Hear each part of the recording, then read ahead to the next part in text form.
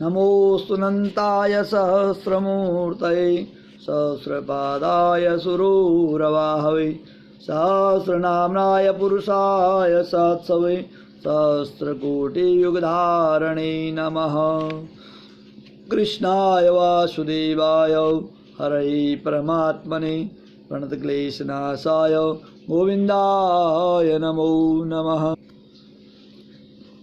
आइए पौमास पुत्रदा एकादशी व्रत कथा मैं आचार्य चंद्रभूषण मेरे यूट्यूब चैनल को सब्सक्राइब लाइक अवश्य करें।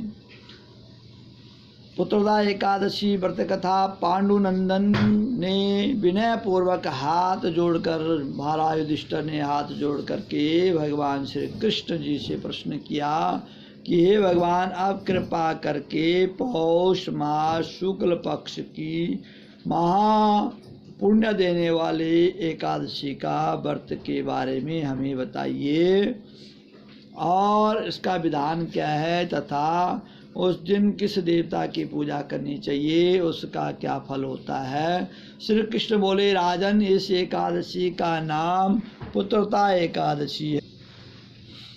श्री कृष्ण बोले, राजन, इस एकादशी का नाम पुत्रदा एकादशी है। यह समस्त मनोरथ को पूर्ण करने वाली एवं समस्त सिद्धियों को देने वाली है। इसके अधिपति स्वयं भगवान नारायण हैं।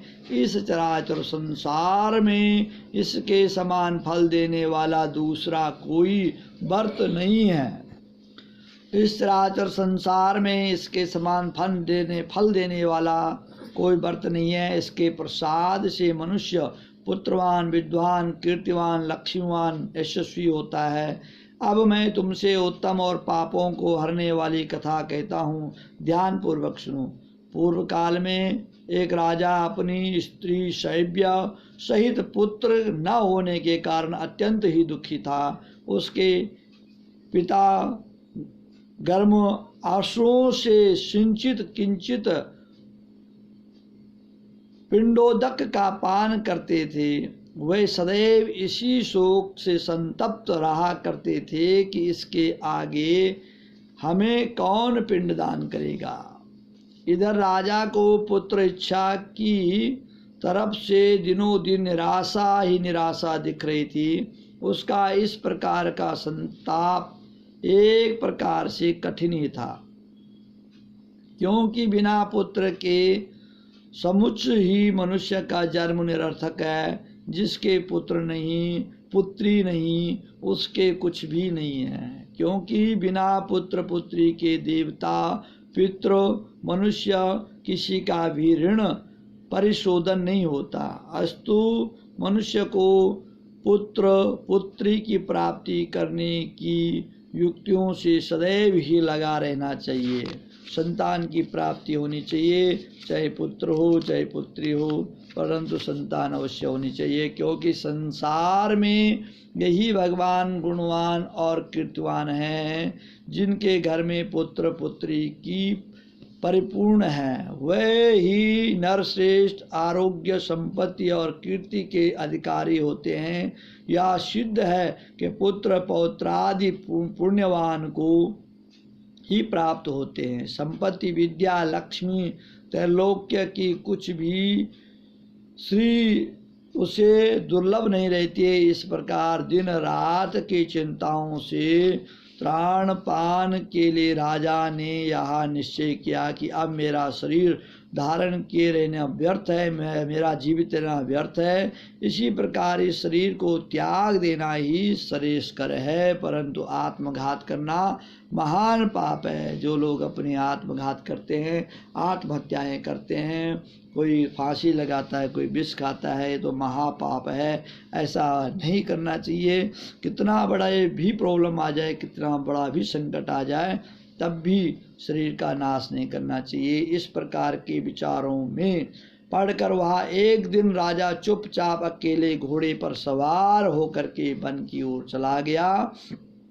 इस प्रकार वह वन में पहुंच नभ में उड़ते हुए पक्षी, चारों ओर लगे हुए सुंदर वृक्षों के प्रकृति सौंदर्य का अवलोकन करने लगा। वहाँ पर कहीं तो अपने अपने निवास स्थान से निकलकर मृग झुंड के झुंड चौकड़ियाँ मार रही है, कहीं व्याघ्र, कहीं वराह, सिंह, बानर, नीलगाय, सर्प, जंगली हाथी हथनियों के साथ में कीड़ा कर रहे हैं। किसी प्रकार श्रृंखलाओं की ध्वनि थी तो कहीं किसी प्रकार के नाद थे। यह सुनकर के इस प्रकार वन की शोभा देखता हुआ, वन पशुओं के शब्द को सुनता हुआ राजा वन में घूमने लगा। घूमते घूमते उसे दोपहर हो गई। उसे भूख और प्यास लगने लग गई। वियोग ने सताया परंतु वह आगे ही बढ़ता गया। आगे चलकर उसने देखा कि एक अत्यंत सुंदर सरोवर है, जिसके किनारे अत्यंत सुंदर, मनोहर और दिव्य रूप वाले नाना प्रकार के पक्षी, सारस, हंस, मोर, चकोर चारों ओर घूम रहे हैं। बहुत से ऋषि मुनि वहाँ पूजन ध्यान में मग्न हैं। वहाँ प्रवेश करते ही राजा के दक्षिण नेत्र और बाहु फड़कने लग गए। मन में एक प्रकार का उत्साह प्रतीत होने लग गया। राजा ने घोड़े से उतर घोड़े को एक वृक्ष के सहारे बांध दिया। ऋषि मुनियों के पास जाकर उनको अलग अलग प्रदक्षिणा, उनको प्रणाम किया। राजा का सुंदर वेश, सुंदर स्वभाव देख करके एक ऋषि ने कहा, क्या इच्छा है राजन, क्या काम और क्या विचार है? ऋषियों की ऐसी वाणी सुनकर राजा ने कहा, भगवान आप लोग कौन हैं, यहाँ पर क्यों आए और क्या कर रहे हैं? एक ऋषि बोले, राजन हम लोग विश्वदेव हैं और आज पौष शुक्ल की पुत्रदा एकादशी का व्रत है, सो हम इस सरोवर में स्नान करने आए हैं। हमने अपना संपूर्ण हाल बता दिया। अब आप कहिए। राजा बोला, भगवान मैं भी एक निसंतान और अभागा मनुष्य हूँ और पुत्र की इच्छा रखता हूँ। यदि आप लोग मुझे किसी प्रकार भी एक पुत्र दे तो मैं अपने को धन्य मानकर जन्म जन्म के लिए आपका ऋणी हो जाऊँ।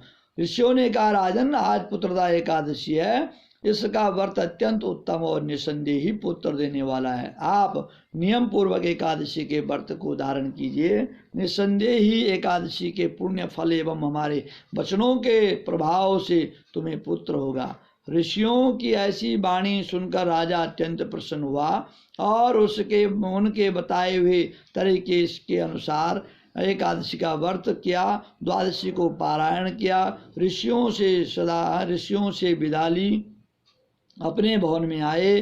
परमात्मा के अनुग्रह, परमात्मा की कृपा से, एकादशी के पुण्य और प्रताप से तथा ऋषियों के आशीर्वाद से राजा के घर में एक सुंदर, रूपवान, तेजस्वी, भाग्यवान पुत्र का जन्म हुआ।